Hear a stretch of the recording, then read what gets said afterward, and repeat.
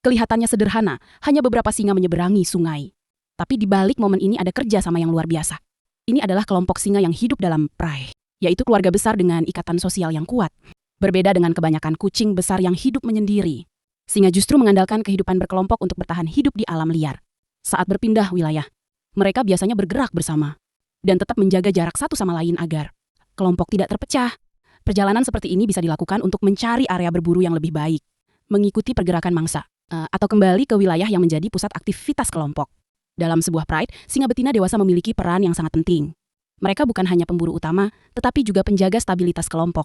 Ketika ada anak singa atau anggota yang lebih muda, para betina biasanya membantu memastikan seluruh kelompok tetap bergerak dengan aman. Menyeberangi sungai mungkin terlihat mudah, tetapi bagi satwa liar, setiap rintangan alam harus dihadapi dengan hati-hati. Arus, bebatuan licin, dan kemungkinan bahaya lain membuat koordinasi kelompok menjadi sangat penting. Yang menarik, ikatan sosial antar singa termasuk yang paling kuat di antara kucing besar.